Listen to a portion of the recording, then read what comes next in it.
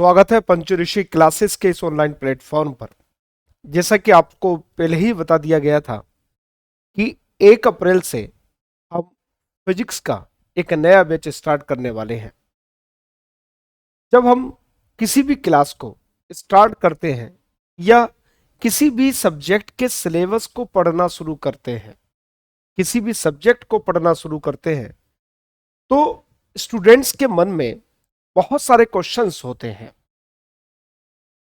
और एक स्ट्रेटजी के अकॉर्डिंग उनको अपनी पढ़ाई करनी होती है। कैसे पढ़ें, कहां से पढ़ें, कितना पढ़ें, ये डिफरेंट क्वेश्चंस स्टूडेंट्स के मन में उठते हैं। तो आज की हमारी पहली क्लास इसी को समर्पित है, इसी को डेडिकेटेड है। तो शुरू करते हैं आज की class. Some questions that come to the mind of students के मन में कुछ क्वेश्चंस आते हैं, जैसे what is the syllabus. Syllabus क्या है, पढ़ना क्या है। जैसे कि फिजिक्स सब्जेक्ट को लिया गया है तो फिजिक्स में पढ़ना क्या है। What is the CBSE exam pattern, जिस एग्जाम में हम लोग बैठने वाले हैं उसका पैटर्न कैसा है, क्वेश्चन किस टाइप के आते हैं, कितने क्वेश्चंस आते हैं, कितने नंबर के क्वेश्चंस आते हैं। ये डिफरेंट क्वेश्चंस दिमाग में आते हैं स्टूडेंट्स के। स्ट्रेटजी क्या अपनाई जाए, किस तरीके से पढ़ाया जाए, which book to study from, हम किस बुक से पढ़ें जिसके लिए हमारे लिए जो बेनिफिशियल हो। तो इन सारे सवालों के जवाब आज हम अपनी इस एक छोटी सी क्लास में तलाशने की कोशिश करेंगे। उसके बाद कल से हम अपना सिलेबस को स्टार्ट करेंगे। शुरू करते हैं। What is the syllabus. Syllabus क्या है, देखिए मैंने यहां पर 3 सिलेबस को शो किया है। एक सिलेबस जो आपका एकेडमिक है, यानी कि सीबीएसई का क्लास 11th और क्लास 12th का सिलेबस, वो आपको साइट पर मिल जाएगा, बुक्स की स्टार्टिंग में मिल जाएगा। लेकिन सिर्फ इतना ही पढ़ना सफिशिएंट नहीं होगा। क्यों? क्योंकि जो छात्र, जो स्टूडेंट्स साइंस लेते हैं, उनका उद्देश्य कहीं ना कहीं नीट में जाना होता है, उनका उद्देश्य कहीं ना कहीं जेई में जाना होता है। तो वो अपने सिलेबस के साथ, एकेडमिक सिलेबस के साथ साथ, यदि बायो बैकग्राउंड के स्टूडेंट्स हैं तो वो नीट का सिलेबस भी साथ में एक प्रिंट आउट निकलवा कर अपनी दीवार पर चिपका लें, एकेडमिक के साथ साथ कंपटीशन का। उसी तरह अगर जी के स्टूडेंट्स हैं तो वो एकेडमिक का सीबीएसई बोर्ड के पैटर्न और साथ में जी का दोनों ही सिलेबस अपने सामने की टेबल की जो आपकी दीवार है, जो वॉल है, जो भी आपकी अलमीरा है, उस पर आप चिपका दें। आप जिस भी यूनिट को, जिस भी चैप्टर को स्टार्ट कर रहे हैं, उस चैप्टर के दोनों सिलेबस में से आप सारे के सारे टॉपिक को कवर करेंगे। उसकी थ्योरी पढ़ेंगे, उसका न्यूमेरिकल्स करेंगे, उसके कॉन्सेप्ट को समझेंगे और जो कंपटीशन में आए हुए क्वेश्चंस हैं उनको भी करने का प्रयास करेंगे। पिछले 2 साल से 3 साल से क्लास 12th फिजिक्स का पेपर बहुत टफ आ रहा है और कहीं ना कहीं वो अपने एग्जाम के लेवल को कंपटीशन के लेवल पर ले जाने का प्रयास कर रहे हैं। तो हमको तैयारी भी वैसी ही करनी होगी, इसलिए दोनों सिलेबस को अपने साथ में रखेंगे, दीवार पर चिपका लेंगे और दोनों के टॉपिक्स को मिलाकर पढ़ेंगे। सिलेबस क्या होगा, एक आपका एकेडमिक का होगा, एक आपका कंपटीशन का होगा। दोनों का प्रिंट आउट निकलवाएंगे और दीवार पर चिपकाएंगे। ये हमको सबसे शुरुआत में करना होगा। अब सीबीएसई, क्योंकि भाई हमको 12th पहले करना है तो सीबीएसई के एग्जाम का पैटर्न भी समझना होगा। ये एग्जाम 70 मार्क्स का होता है, थ्योरी एग्जाम। टोटल 100 मार्क्स का होता है, 30 आपका प्रैक्टिकल के मार्क्स होते हैं। 3 घंटे का समय मिलता है। इसमें आपके 5 सेक्शन होते हैं। सेक्शन ए में 16 क्वेश्चन आते हैं और ये जो 16 क्वेश्चन है, इसमें हर क्वेश्चन 1 मार्क्स का होता है और ये जो क्वेश्चन है ये एमसीक्यूज और असर्शन और रीजन टाइप के होते हैं। तो कुल मिलाकर 16 मार्क्स का सेक्शन ए होता है, 16 क्वेश्चन ईच 1 मार्क। इसके बाद सेक्शन बी आता है, शॉर्ट आंसर क्वेश्चंस होते हैं, 5 क्वेश्चंस आते हैं और ईच 2 मार्क्स का होता है, यानी कि 10 मार्क्स का आपका ये सेक्शन बी आता है। सेक्शन सी 7 क्वेश्चंस आते हैं, ये शॉर्ट और मीडियम आंसर क्वेश्चंस होते हैं और हर क्वेश्चन 3 मार्क्स का होता है, यानी कि 21 मार्क्स के आपका सेक्शन सी आता है। Section D case study type का होता है, इसमें 2 क्वेश्चन आते हैं और हर में 4-4 क्वेश्चन होते हैं, यानी कि 4 मार्क्स के होते हैं, यानी कि 8 मार्क्स का आपका केस स्टडी का क्वेश्चन आएगा सेक्शन डी में। 3 लॉन्ग आंसर क्वेश्चन आएंगे और हर क्वेश्चन 5 मार्क्स का होता है, यानी कि 15 मार्क्स का आपके क्वेश्चन हुए। इस प्रकार कुल मिलाकर 33 क्वेश्चंस आपके एग्जाम में आते हैं। तो ये एक लेंदी पेपर होता है, एक लंबा पेपर होता है और 3 घंटे में ये वही स्टूडेंट्स पूरा पेपर कवर कर पाते हैं जिनकी पहले से प्रैक्टिस होती, जो पहले से तैयारी करते हैं, घर पर बैठकर जो मॉक टेस्ट देते हैं वही पूरा पेपर कवर कर पाते हैं, वरना बहुत सारे स्टूडेंट्स के क्वेश्चंस छूट जाते हैं। अब स्ट्रेटजी क्या अपनाई जाए, क्या पढ़ा जाए? तो सबसे पहले है फोकस ऑन कॉन्सेप्ट। ये जो फिजिक्स सब्जेक्ट है ये अंडरस्टैंडिंग का है, नॉट मेमोराइजिंग। याद करने का नहीं है, रटने का नहीं है, समझने का है। Read NCERT line by line. जो एनसीईआरटी की बुक है आपकी, वो लाइन बाय लाइन पढ़िएगा, उसमें से ही कंपटीशन में आना है और उसमें से ही आपका एकेडमिक में आना है। Try to understand why and how behind every concept. आप क्वेश्चन उठाइए कि भाई ये हुआ कैसे, क्यों हुआ। हर क्वेश्चन, हर कॉन्सेप्ट के पीछे आप ये क्वेश्चन उठाइए, आपको आंसर मिलेगा, वो ये आंसर आपको क्वेश्चन की फॉर्म में कन्वर्ट होगा। Visualise topic like motion, forces, electricity. देखिए मैं बार बार कहता हूं स्टूडेंट्स के, आपकी इमेजिनेशन पावर स्ट्रांग होनी चाहिए। आप सोचिए कि भाई ये चीज हो कैसे रही होगी, आप इमेजिन कीजिए अपने सामने, और जब आप इमेजिन करेंगे तो बहुत सारे टॉपिक्स आपके कवर हो जाएंगे। जैसे फ्रिक्शन का कवर हो जाएगा, इलेक्ट्रिसिटी कवर हो जाएगा, मैकेनिक्स का कवर हो जाएगा। तो इन क्वेश्चंस को आप, इन कॉन्सेप्ट को आप क्लियर करते हुए चलिए। NCERT is your Bible, NCERT को तो छोड़ना ही नहीं है। ऑल एनसीईआरटी क्वेश्चंस को कवर करना, एग्जाम्पल्स और exercise. Pay attention to in text questions and diagrams. जो क्वेश्चंस टेक्स्ट में दे रखे होते हैं और डायग्राम्स दे रखे होते हैं उन पर अटेंशन देना, क्योंकि ज्यादातर क्वेश्चंस जो आते हैं सीबीएसई में वो कहीं ना कहीं डायरेक्टली और इनडायरेक्टली एनसीईआरटी से ही आते। तो एनसीईआरटी तो आपके लिए बाइबल की तरह है, उसको तो पढ़ना ही पढ़ना है। मेक शॉर्ट नोट्स, नोट्स बनाइएगा। राइट फॉर्मूलाज, फॉर्मूला लिखिएगा, की पॉइंट्स लिखिएगा और अपनी लैंग्वेज में अपने कॉन्सेप्ट बनाइए।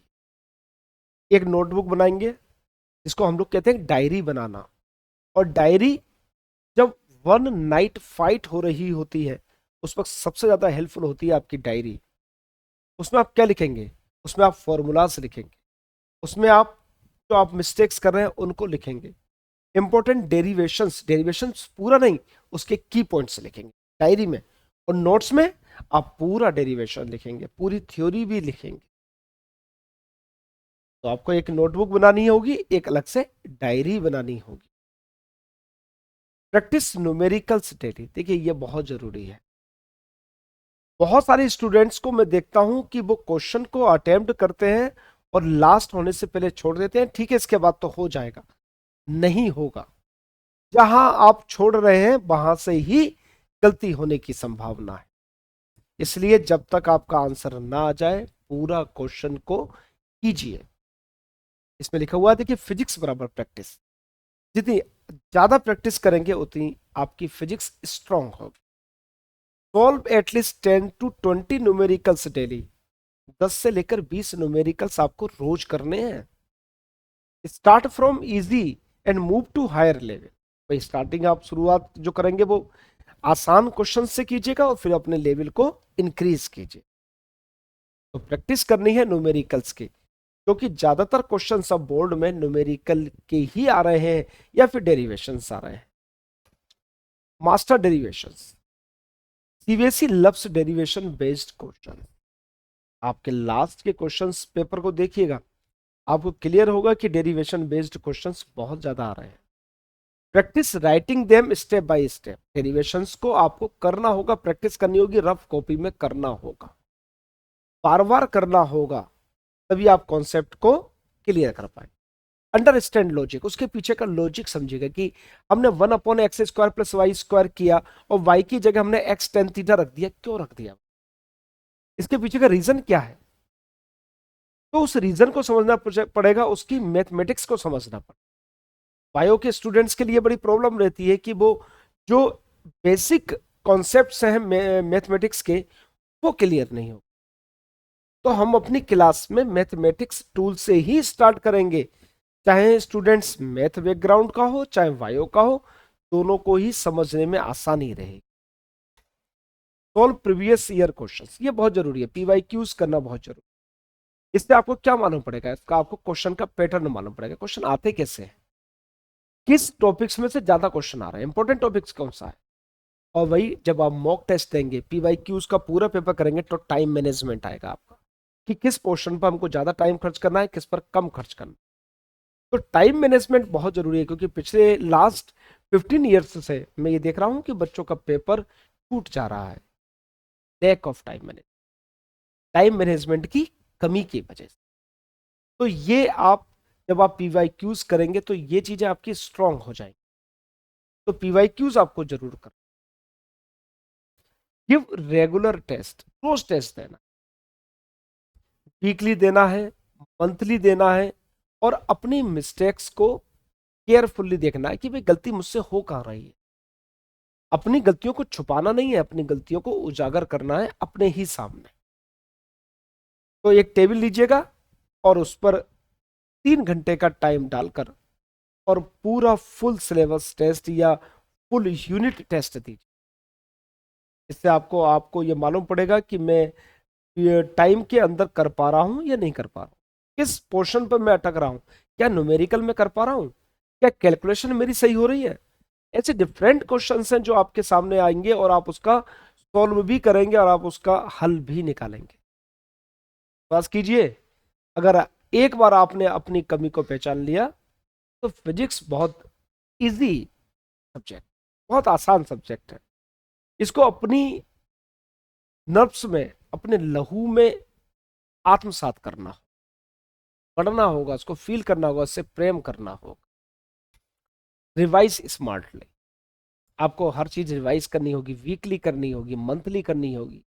आपने जो शॉर्ट नोट्स बनाए हैं उनको रिवाइज करना, फॉर्मूलाज को प्रैक्टिस करनी होगी, ये सारी चीजें करनी है, रेगुलर करनी है। देखिए ये बना हुआ है, concept plus practice plus revision equals to success in physics.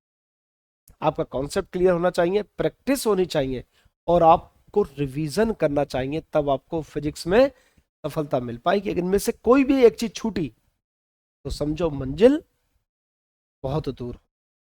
इसलिए कॉन्सेप्ट क्लियर कीजिएगा, प्रैक्टिस कीजिएगा और रिवीजन कीजिएगा और फिजिक्स में सफलता पाइए। अब क्वेश्चन आता है कि हम पढ़ें क्या, किस बुक से पढ़ें। तो भाई बताया, एनसीईआरटी से शुरुआत करें। एनसीईआरटी आपके लिए बाइबल है और इसकी लाइन बाय लाइन पढ़नी है, लाइन बाय लाइन का अर्थ निकालते हुए पढ़ना है। मैं यहां से ही शुरुआत करूंगा, मैं एक एक लाइन को समझाते हुए आपको चलूं। फिजिक्स मजबूत करनी है। अगर आप और एडवांस कुछ एक्स्ट्रा चीज पढ़ना चाहते हैं तो ये दिनेश पब्लिकेशन की आती है एस के शर्मा जी की book millennium, new millennium physics के नाम से, इसको भी आप परचेज कर सकते हैं। इसके अलावा अगर आप थोड़ा सा कंपटीशन की तरफ भी जाना चाहते हैं, थोड़ा सा एकेडमिक भी स्ट्रॉन्ग करना चाहते हैं, तो एस एल अरोरा की बुक है, काफी अच्छी बुक है, बहुत डिटेल्ड इसमें दे रखा है और इसको भी आप ले सकते हैं। थोड़ा सा और जो जेई के स्टूडेंट्स हैं वो पढ़ना चाहते हैं तो HC वर्मा की कॉन्सेप्ट ऑफ फिजिक्स आप लोग पढ़, जेई के लिए तो कॉन्सेप्ट ऑफ फिजिक्स पढ़ना ही है, इसके क्वेश्चंस करने ही है, इसके न्यूमेरिकल्स करने ही है। इसके अलावा डीसी पांडे की बुक आती है, इलेक्ट्रोस्टैटिक्स की अलग आती है, मैकेनिक्स की अलग आती है, ऑप्टिक्स की अलग आती है, डीसी पांडे की बुक, वो भी आप परचेज कर। देखिए, इतनी सारी बुक पढ़ने के लिए आपको समय देना होगा, अपनी टेबल पर बैठना होगा और जो स्ट्रेटजी मैंने बताई है उसके अकॉर्डिंग काम करना। मुझे लगता है कि आपके माइंड में जितने भी क्वेश्चंस आए उन सबको मैंने कवर करने का कोशिश की, और यदि इसके अलावा भी कोई क्वेश्चंस आते हैं तो आप मुझसे कमेंट के माध्यम से पूछ सकते हैं। अब हम लोग अपनी क्लास में एंटर करेंगे और एनसीईआरटी को साथ में लेते हुए, डिफरेंट क्वेश्चंस को लेते हुए, सारी बुक्स को समराइज करते हुए हम अपनी क्लास को स्टार्ट करेंगे। तो आप इस क्लास को ज्वाइन कीजिएगा, फ्री ऑफ कॉस्ट है, कोई आपको पैसा नहीं देना, और यहाँ पर फुल सिलेबस की गारंटी दी जाती है, आपको फुल सिलेबस यहाँ पर कवर किया जाए। तो मिलते हैं हम लोग अपने सिलेबस के साथ नेक्स्ट क्लास में। तब तक के लिए आप सभी का धन्यवाद। Thank you.